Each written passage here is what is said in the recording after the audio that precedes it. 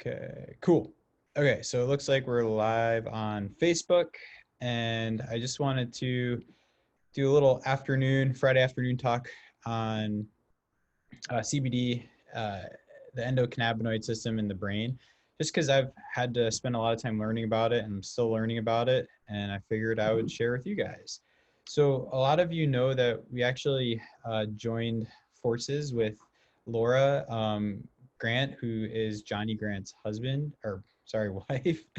And we also teamed up with another company and we created a CBD line for John because we found that CBD can really have a positive impact on the health of the brain and also just the health of the body in general. And with concussion and traumatic brain injury, it's not just the brain that's involved. There can be inflammation in other systems. As we know, the brain and the gut speak directly to each other, to and from each other. So there can be changes in gut function from traumatic brain injury as well. So CBD seems to be something that should play a role in the healing process and should be a part of the nutrition plan when you're looking at brain injury, when you're looking at inflammation and conditions like that. Because as you'll see, there's a whole system involved that really helps balance out and create what's called homeostasis within the body.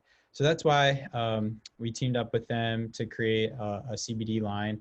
Personally, I take the 5,000 milligram daily, and I find that it has some really great benefits for me. And full disclosure, we're part of the company, so I'll tell you about a little sale that we're having until the end of this month. At the end of this, but let's get into some of the science behind it.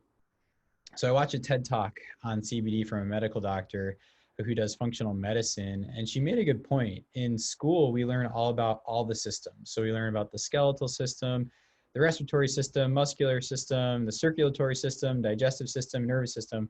But I went through two different programs. I went through a chiropractic program, and then I went through a nurse practitioner program. Not once did I ever hear about the endocannabinoid system. And the more I read about it and research it and learn about it, the more I begin to realize how important the system is for our body, for our brain, and for our overall health and well-being. So it is something, in my opinion, that we really should be studying more. And I'm glad that it's gaining so much exposure that it is now, but it's still, in my opinion, in its infancy, and it's still something that really needs to be researched more, especially for conditions like traumatic brain injury, because it can be pretty powerful stuff. So we're basically going to learn about it through some infographics. I'm a visual learner, and I felt like if we're going to do some basics, this might be the easiest way to do it. So long story short, you can take some time, you can pause this, and you can read through this. But basically, the endocannabinoid system is really there for regulation and homeostasis, and it has several important functions. Within your body, you have what are called endocannabinoids, and some of the most studied endocannabinoids are something called anandamide and something called 2-AG, 2-arachidonyl glycerol. And those are the two most studied endocannabinoids. And then you also have two of the most studied receptors, which are CB1 receptors and CB2 receptors. The majority of CB1 receptors happen to be in the central nervous system and in the brain, and a majority of the CB2 receptors are found throughout the body and also on immune cells, which is really important. So there's a difference between endocannabinoids and phytocannabinoids. Phytocannabinoids are what you get from the plant. CBD and THC, two of the most common phytocannabinoids talked about and studied. THC is different from CBD in that it creates what I guess you could call an intoxicating effect to the brain. What a lot of the research talks about as psychoactive effects, but CBD, in my opinion, also does have some psychoactive effects as well because it can reduce anxiety and things like that. So anyways, long story short, it's a homeostatic regulator. It helps regulate a healthy function within the system, the endocannabinoid system.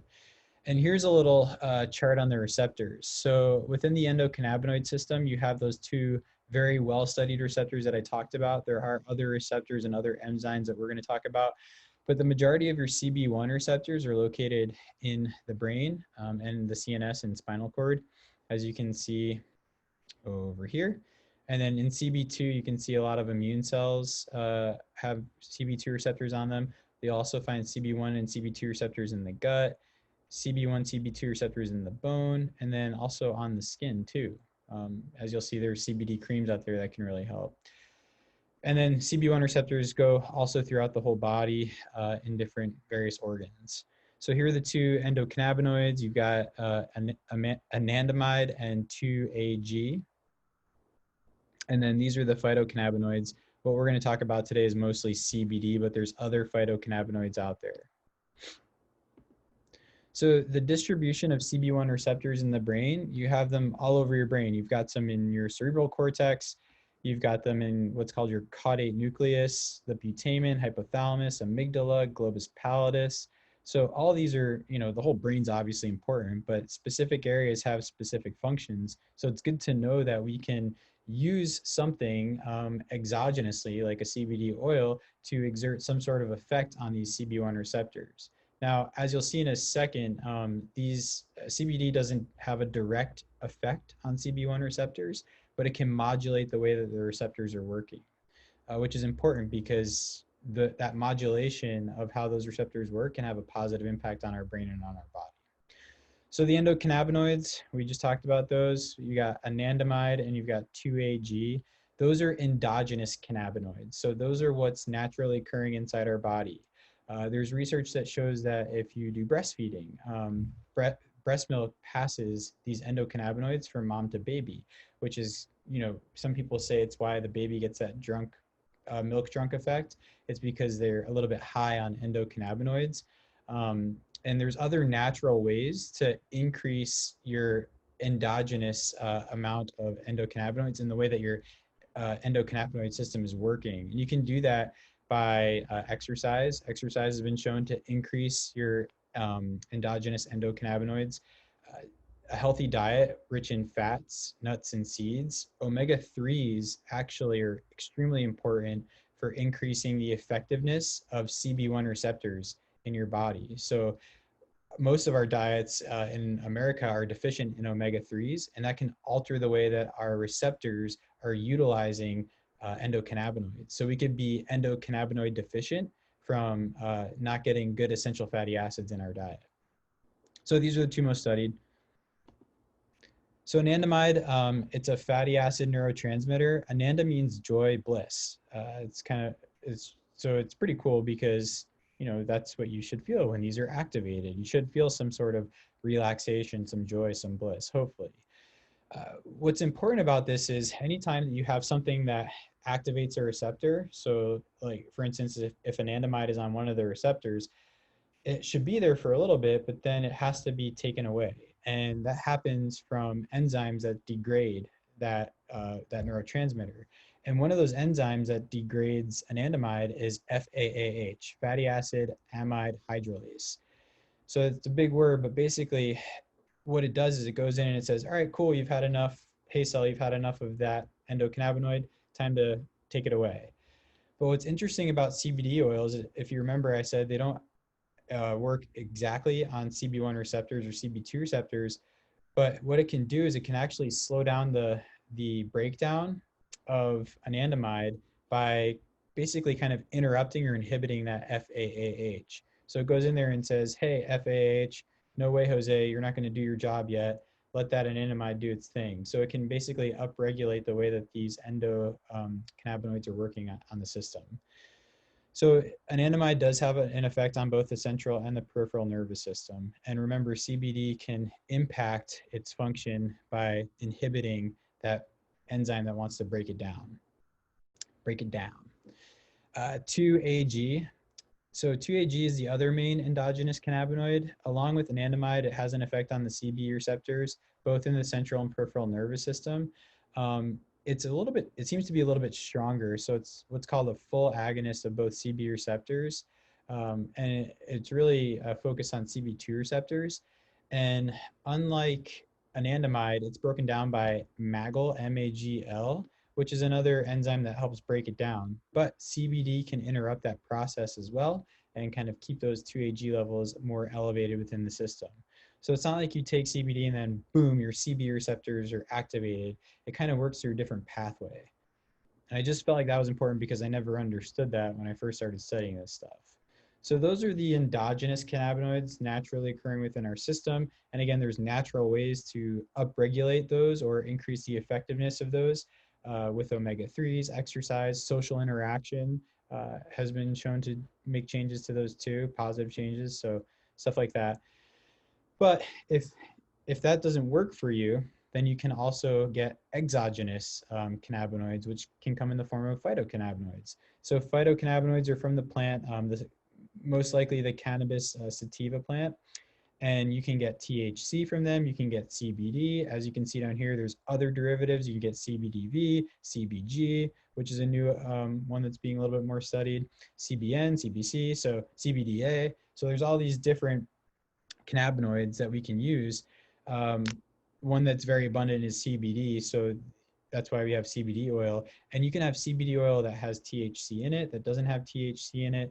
And it all just depends on how that patient responds to it, receives it, and how effective it is for that person based on what you want to use. So again, just the difference. You've got stuff inside, stuff outside. The stuff outside comes from the cannabis sativa plant, and that's what you see in CBD oils. And I'll let you guys read through that if you want. So some of the cannabinoid benefits, CBD, so we'll just mostly talk about THC and CBD, but here's another list for everyone just if they want to look at it. So CBD, it can relieve anxiety. It can make changes in convulsions, which, CBD THC was really first utilized using the product of Charlotte's Web for the young girl Charlotte who had a specific type of condition. She was having several seizures a day, and it seemed to really, really have a positive impact on her. So it can help with depression, really helps with inflammation, systemic inflammation, unregulated or unchecked inflammation. It can help with nausea. It can help with sleep. It can help with pain because a lot of pain comes from inflammation, and it can help relax the muscles. And when they say non-psychoactive, it just basically means it doesn't get you high. But that's why I say, like, hey, if it helps with like anxiety, it kind of has some sort of effect up there. THC, obviously, it helps, gives you that high feeling. It's psychotropic, but it also can work as a painkiller, anti-inflammatory, and antimicrobial. So that's pretty great too. So when you talk about the endocannabinoid system, a couple of terms that are important to know are endocannabinoid tone, which basically means like how well regulated your endocannabinoid system is within your body. So having good strong tone is good, and not having a good endocannabinoid tone can lead to something called clinical endocannabinoid deficiency. And this is something that's been studied for several years. And what they found most likely related to endocannabinoid deficiency syndrome are conditions like inflammatory bowel disease, migraines, etc. But they're also starting to study more of the neurological effects of having a deficiency in your endocannabinoid system. So it was first presented in 2001, more thoroughly explored in 2004, which is crazy that that's 16 years ago. But it's based on the concept that many brain disorders are associated with neurotransmitter deficiencies affecting acetylcholine, like in Alzheimer's disease, dopamine pathways, like in Parkinson's, and then depression type symptoms, so affecting serotonin and norepinephrine. And that a comparable deficiency in endocannabinoid levels might be manifest similarly in certain disorders that display predictable clinical features as sequelae of this deficiency. But they also found that the greatest evidence for this is present in migraine, so patients that suffer from migraines, chronic pain syndromes like fibromyalgia, and also irritable bowel syndrome. So these three seem to be the most well-researched and studied for patients suffering from endocannabinoid deficiency.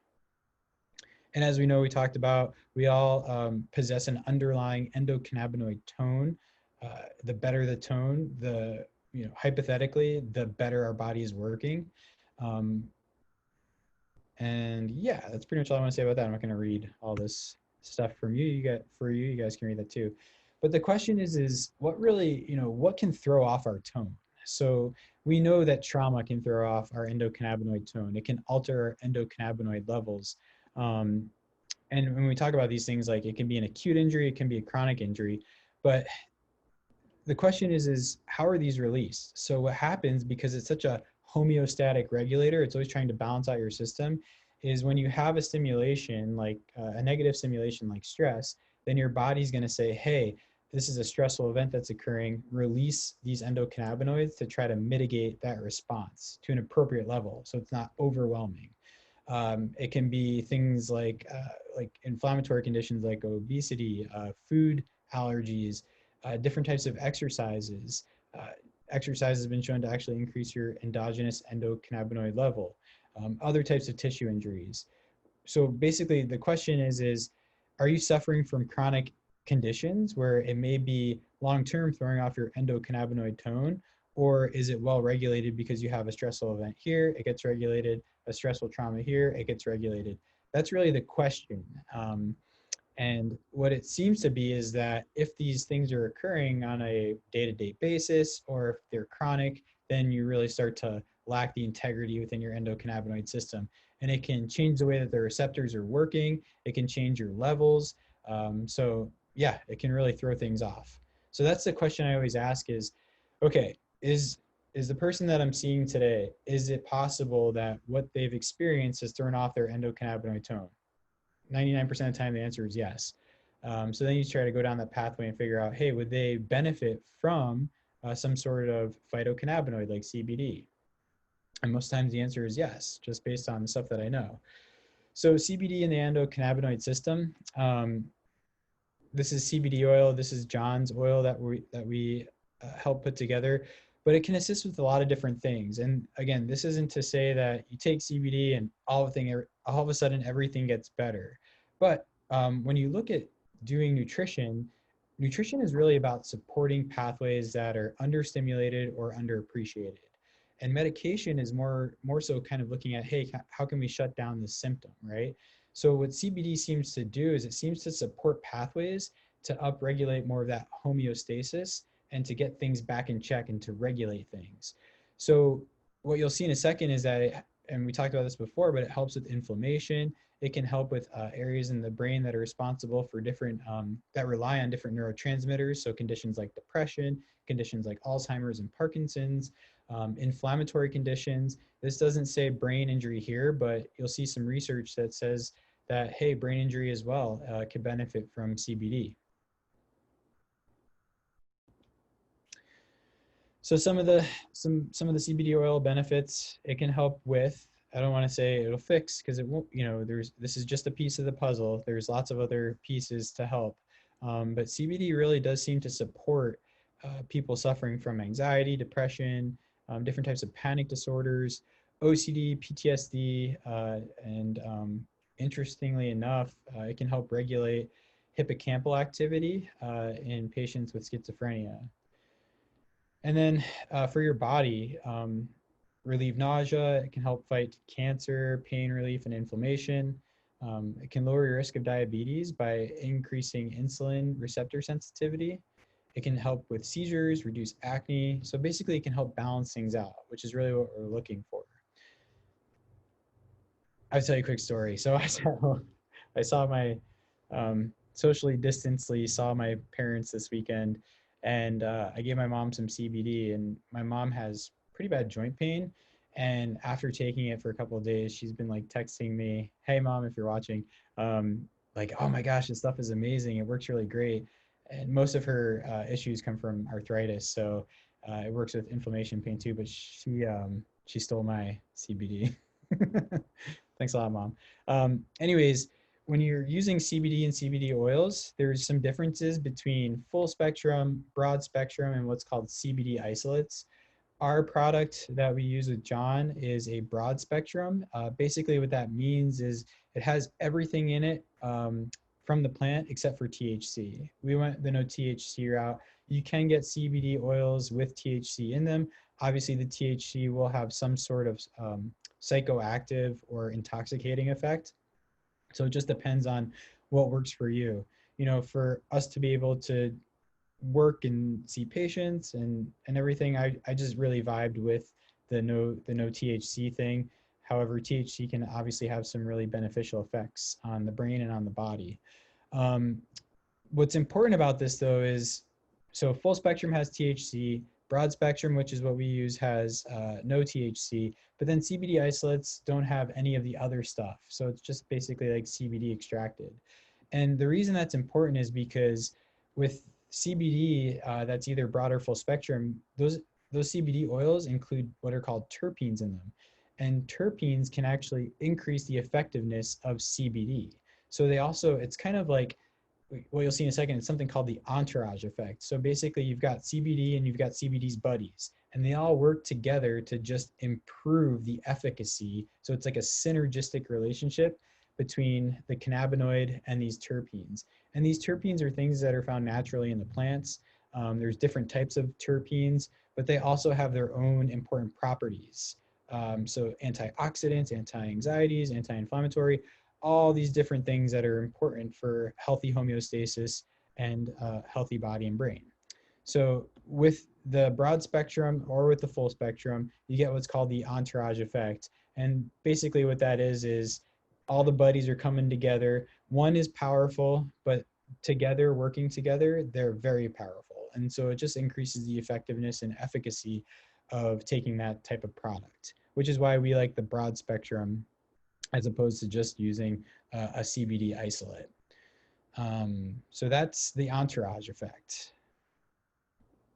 Okay, last but not least for my infographics, just because of the world we're living in nowadays, CBD and endocannabinoids does appear to have an impact on immune function and immune regulation by CBD, by actually modulating the effectiveness of CB2 receptors on immune cells, and then also the endogenous cannabinoids by directly affecting those receptors. But having good endocannabinoid tone and not suffering from deficiency in endocannabinoids is important for immune function and immune health. And when we talk about immune function, we mean the ability to be able to produce an immune response when appropriate, but also the ability for the immune response to shut down. So in conditions like autoimmune disease, where you have these rampant ramifying, reactivating cycles of immune function, that's when you want to say, hey, where's the loss of balance or the loss of integrity within the immune system? So CBD does seem to play a role in mitigating that autoimmune response as well, which is why I take it, because I have Hashimoto's autoimmune thyroiditis. So anything I can do to help regulate that is good for me. So cannabidiol is a promising strategy to treat and prevent movement disorders. So this paper basically talked about Parkinson's disease and what's called dyskinesias. These are just altered or faulty movements that come from neurotransmitter defects and plaquing in the brain. But what's cool is this paper showed how CBD kind of interacts with these different types of receptors and enzymes. So I wanted to show this to you because it's kind of nerdy, but it's just to kind of reinforce the fact that, hey, CBD doesn't really just go right to do its job. It has other impacts and other effects.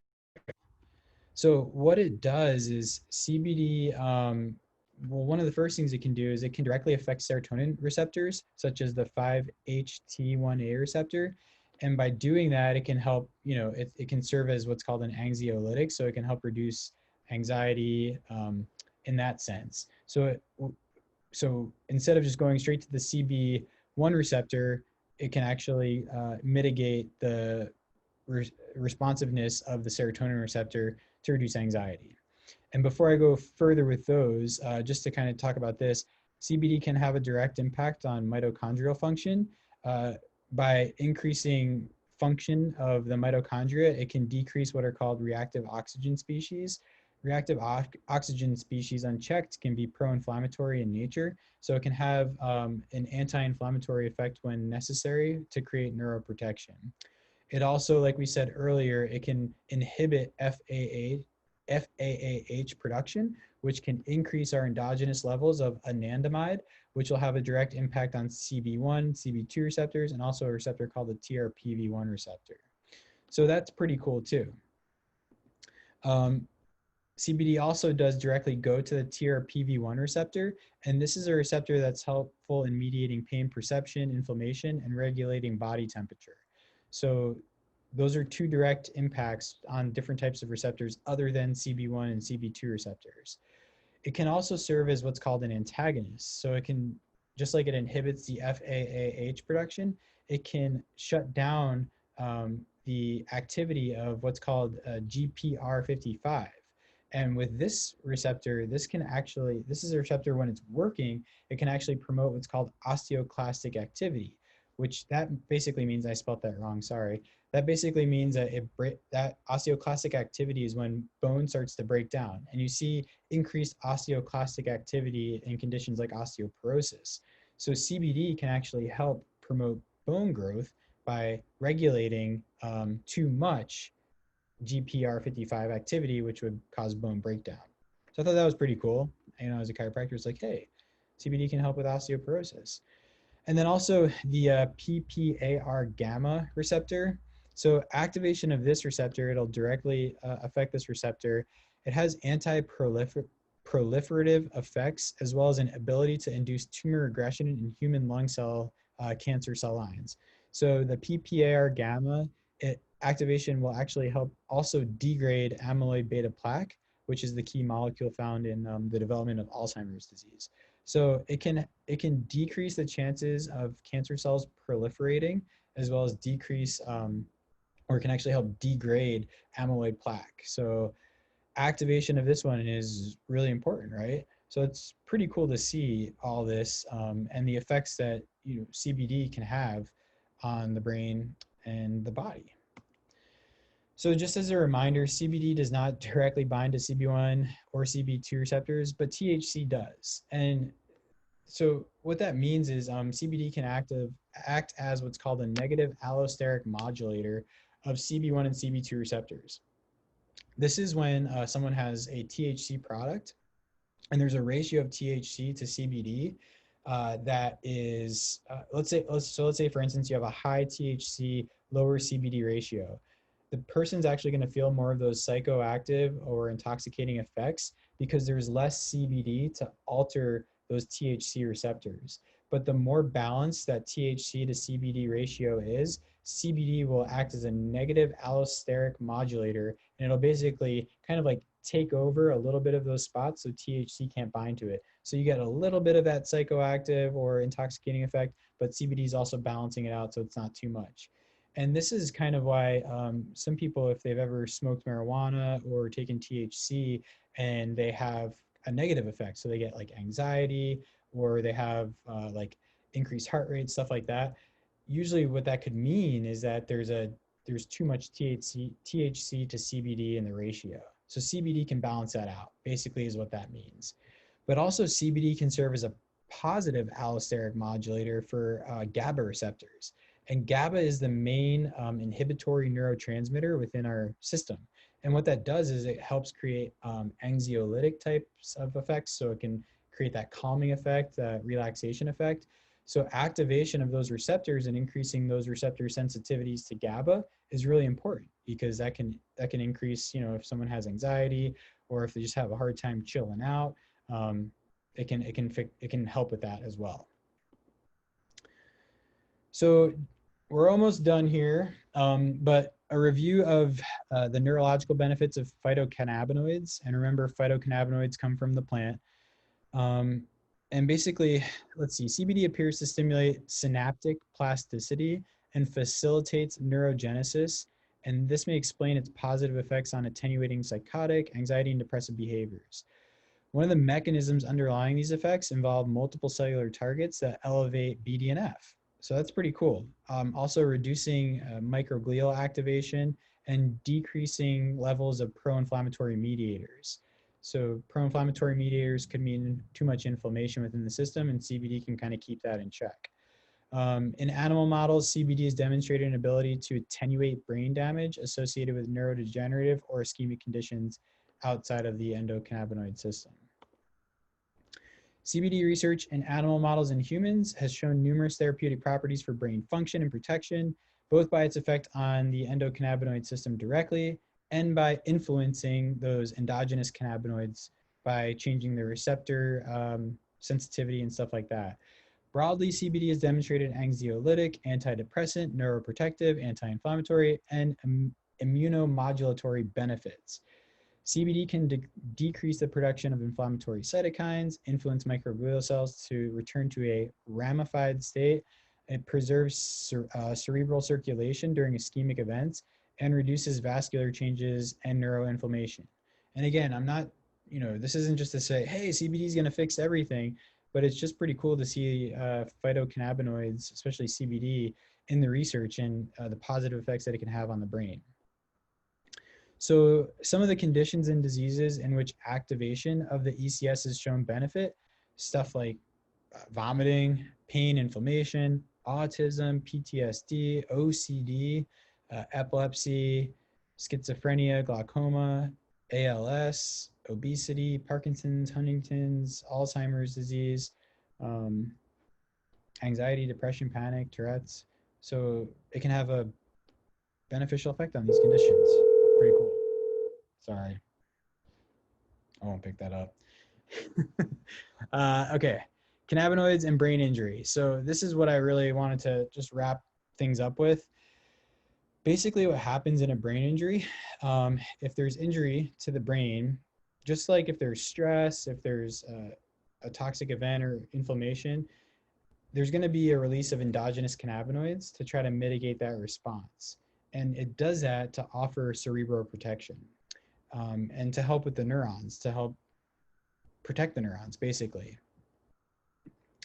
But from this paper, it basically talked about the mechanism of cerebral protection. So brain injury triggers the release of harmful mediators, such as glutamate, which is an excitatory neurotransmitter, cytokines, and reactive oxygen species, which in turn induce neuronal and glial cell death, which isn't good long-term. Vasoconstrictors, I guess at all, yeah. Vasoconstrictors such as endothelin, ET, and thromboxane, you don't have to worry about that, blah, blah, blah. Okay, endocannabinoids, which can be also elevated after trauma. They inhibit the release of glutamate, ROS, and cytokines, as well as the activity of ET. All these mechanisms of endocannabinoids contribute towards cerebral protection. So they're important. And again, this is talking about endogenous cannabinoids, but maybe phytocannabinoids can help along the way. And this is the last paper I just wanted to show you. There's not too much on traumatic brain injury, but endocannabinoids are being talked about. And what I just wanted to show you is that within the normal brain, you have these different pathways. And with brain injury, you seem to have this endogenous release of anandamide, which is one of your endocannabinoids, and 2-AG. And the reason for this is to help mitigate that pro-inflammatory response. So the question would be is, can we support the release of these in traumatic brain injury to help the efficacy of how they're working by taking CBD, phytocannabinoids, to help reduce some of the inflammation and unwanted symptoms that we experience through traumatic brain injury? And I think we can. I think CBD, just with the little research that I've done, I think CBD can really, really help with brain health, body health, even if you haven't suffered from a traumatic brain injury. So more to come on, obviously, CBD and traumatic brain injury, but our CBD with John, you can actually check it out on our website if you're interested. All dosing is different for different people. Like I said, I'm kind of a lightweight and I take our 5,000 milligram daily, and that seems to work well for me. But right now they're having a special offer. It's buy two, get one free until the end of May. So I highly recommend checking it out. If not ours, someone else's. I just started using CBD about a year ago, and I do think that it's pretty awesome. So thanks for your time. I hope you learned something, and I really appreciate everybody. Have a wonderful weekend, and try to get outside and get some sun. Bye.